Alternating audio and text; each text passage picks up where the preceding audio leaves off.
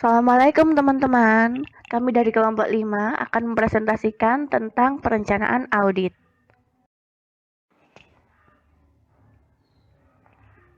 Kelompok kami terdiri dari Nindi Elin, Adelia Asma, Srifani Wulansari, Erika Almufida, Muhammad Amrullah, Muhammad Afan, Rini Novita, Devianti, Muhammad Rizky, dan Aliansi Wulan Favarita.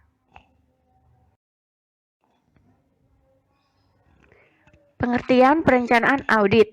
Perencanaan audit adalah total lamanya waktu yang dibutuhkan oleh auditor untuk melakukan perencanaan audit dari awal sampai pada pengembangan rencana audit dan program audit secara menyeluruh. Variabel ini diukur dengan menggunakan jam perencanaan audit. Keberhasilan penyelesaian perikatan audit sangat ditentukan oleh kualitas perencanaan audit yang dibuat oleh auditor. Pertimbangan perencanaan audit. Yang pertama, masalah yang berkaitan dengan bisnis, entitas, dan industri yang menjadi tempat entitas tersebut. Yang kedua, kebijakan dan prosedur akuntansi entitas tersebut. Yang ketiga, metode yang digunakan oleh entitas tersebut dalam mengolah informasi akuntansi yang signifikan, termasuk penggunaan organisasi jasa dari luar untuk mengolah informasi akuntansi pokok perusahaan. Yang keempat, tingkat risiko pengendalian yang direncanakan. Yang kelima, pertimbangan awal tentang tingkat materialitas untuk tujuan audit. Yang keenam, pos laporan keuangan yang mungkin memerlukan penyesuaian atau adjustment. Yang ketujuh, kondisi yang mungkin memerlukan perluasan atau pengubahan pengujian audit seperti resiko kekeliruan atau kecurangan yang material atau adanya transaksi antar pihak-pihak yang mempunyai hubungan istimewa. Yang kedelapan, sifat laporan auditor yang diharapkan akan diserahkan.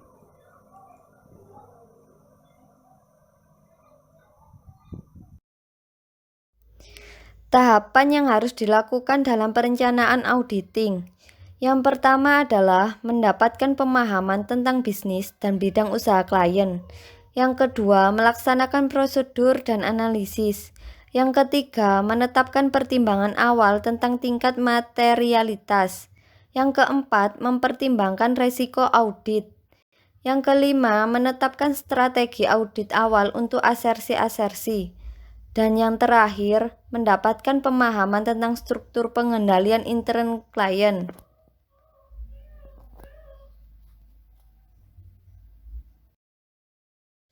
Prosedur perencanaan auditing adalah prosedur yang dapat dipertimbangkan oleh auditor dalam perencanaan dan supervisi. Biasanya mencakup review terhadap catatan auditor yang berkaitan dengan entitas dan pembahasan dengan personel lain dalam kantor akuntan dan personel entitas tersebut. Contoh prosedur perencanaan auditing. 1. Mereview arsip korespondensi, kertas kerja, arsip permanen, laporan keuangan dan laporan auditor tahun lalu. 2. Membahas masalah-masalah yang berdampak terhadap audit dengan personel kantor akuntan yang bertanggung jawab atas jasa non-audit dari entitas. 3. Meminta keterangan tentang perkembangan bisnis saat ini yang berdampak terhadap entitas. 4. Membaca laporan keuangan interim tahun berjalan. 5. Membahas tipe, lingkup, dan waktu audit dengan manajemen, dengan komisaris atau komite audit. 6. Mempertimbangkan dampak diterapkannya pernyataan standar akuntansi dan standar auditing yang ditetapkan Ikatan Akuntan Indonesia, terutama yang baru. 7. Mengkoordinasi bantuan dari personal entitas dalam menyiapkan data. 8. Menentukan luasnya keterlibatan jika ada konsultan, spesialis, dan auditor intern. 9. Membuat jadwal pekerjaan audit. 10. Menentukan dan mengoordinasi kebutuhan staf audit. 11. Melaksanakan diskusi dengan pihak pemberi tugas untuk memperoleh tambahan informasi tentang tujuan audit yang akan dilaksanakan, sehingga auditor dapat mengantisipasi dan memberikan perhatian terhadap hal-hal yang berkaitan yang dipandang perlu.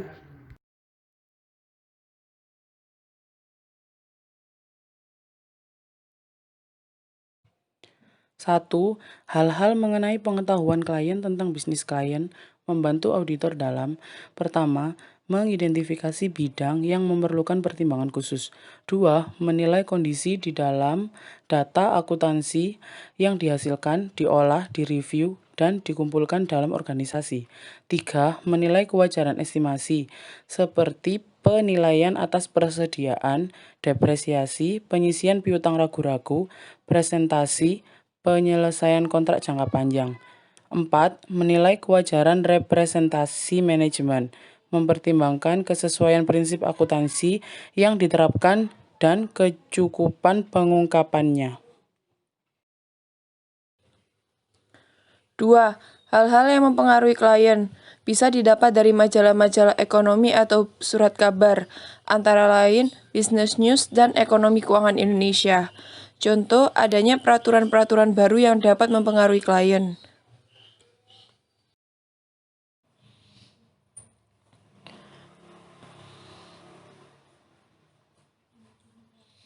3. Rencana kerja auditor. Hal-hal penting antara lain: A. Staffing, B. Waktu pemeriksaan, yaitu waktu dimulainya suatu pemeriksaan, berapa lama waktu pemeriksaan atau deadline, budget baik dalam jumlah jam kerja maupun biaya pemeriksaan. C. Jenis jasa yang diberikan, yaitu general audit, special audit, bantuan administrasi, menyusun neraca atau laba rugi, perpajakan. D. Hal-hal tambahan, yaitu bantuan-bantuan yang dapat diberikan klien seperti mengisi formulir konfirmasi piutang, utang, dan membuat schedule-schedule.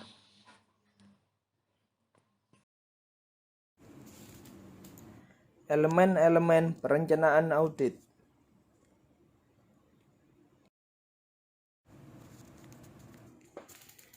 Yang pertama, perencanaan awal atau pra-plan.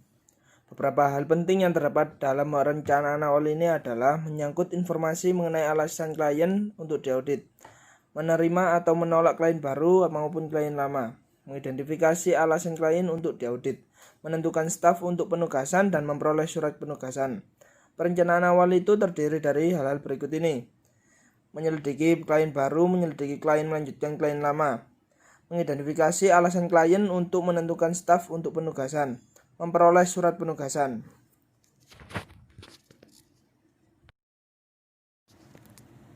Yang kedua, memperoleh latar belakang informasi. Auditor harus memiliki tentang ciri-ciri lingkungan kegiatan perusahaan klien yang akan diaudit yang berguna sebagai acuan dalam menentukan surat penugasan atau perlu tidaknya prosedur-prosedur audit khusus. Hal-hal yang harus dilakukan untuk memperoleh informasi sehingga dapat memahami latar belakang klien adalah dengan cara meninjau lokasi pabrik dan kantor, menelaah kebijakan penting perusahaan, mengidentifikasi pihak-pihak yang mempunyai hubungan istimewa, serta mengevaluasi kebutuhan akan spesialis dari luar. Yang ketiga, memperoleh informasi tentang kewajiban sah atau tentang undang-undang klien. Faktor-faktor yang menyangkut lingkungan hukum industri klien mempunyai dampak besar terhadap hasil audit. Pengetahuan auditor untuk menafsirkan fakta yang berkaitan selama pekerjaan berlangsung akan meyakinkan bahwa pengungkapan yang semestinya telah dilaksanakan dalam laporan keuangan. Dalam hal ini, dokumen-dokumen hukum yang penting untuk diperiksa oleh auditor adalah akta pendirian perusahaan, anggaran dasar perusahaan, masalah rapat dewan komisaris, para pemegang saham, komite audit, dan para penjabat eksekutif termasuk di dalamnya adalah ringkasan pokok mengenai keputusan yang dibuat oleh direksi dan pemegang saham, serta dokumen mengenai kontrak penjualan maupun pembelian. Yang keempat, melaksanakan prosedur menurut penelitian persiapan. Melakukan analisis ini sangat penting artinya karena dengan demikian keseluruhan kegiatan pemeriksaan dapat tergambar di dalamnya. Prosedur analisis ini diantaranya: yang pertama, memahami bidang usaha klien, Yang kedua, penetapan kemampuan satuan usaha untuk menjaga kelangsungan hidupnya. Yang ketiga, indikasi adanya kemungkinan kekeliruan dalam laporan keuangan. Dan yang terakhir, mengurangi pengujian yang terinci.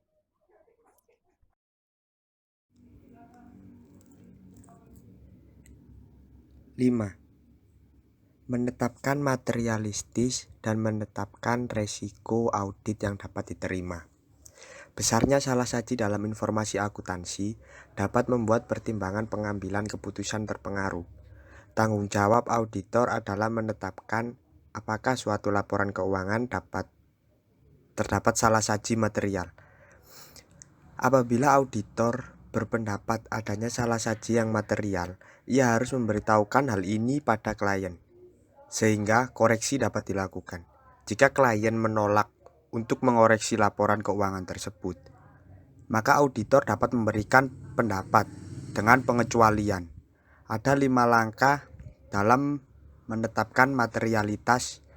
2 langkah pertama diperlukan untuk merencanakan luas pengujian, sedangkan 3 langkah berikutnya untuk mengevaluasi hasil atau melaksanakan pengujian audit.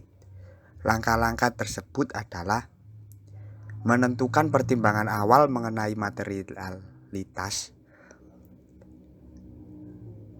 mengalokasikan pertimbangan awal mengenai materialitas ke dalam segmen, mengestimasikan total salah saji dalam segmen, mengestimasikan salah saji gabungan.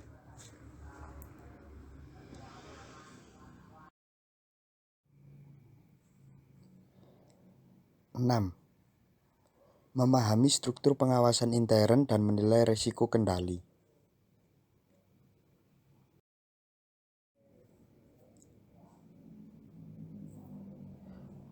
7.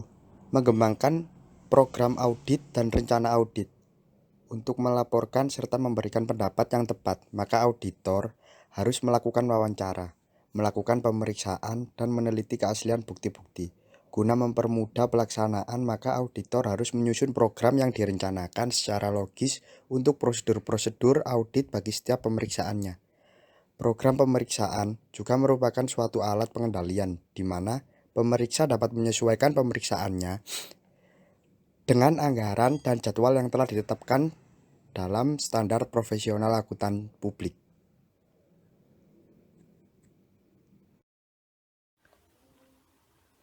Sebelum menerima suatu penugasan, auditor harus memastikan bahwa penugasan tersebut dapat diselesaikan sesuai dengan semua standar profesional, termasuk standar auditing, kode etik akuntan, dan standar pengendalian mutu.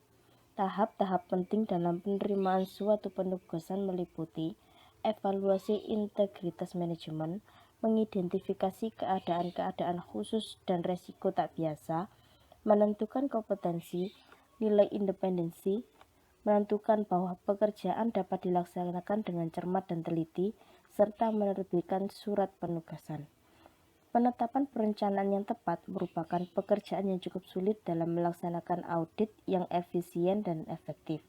Tahapan-tahapan perencanaan meliputi pekerjaan mendapatkan pemahaman tentang bisnis dan industri klien, melaksanakan prosedur analitis, menentukan pertimbangan awal, tingkat materialitas, mempertimbangkan risiko audit, mengembangkan strategi awal audit untuk asersi-asersi signifikan, dan mendapatkan pemahaman mengenai struktur pengendalian intern klien.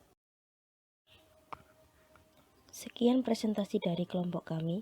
Apabila ada kekurangan dan kesalahan, kami mohon maaf. Akhir kata, wassalamualaikum warahmatullahi wabarakatuh.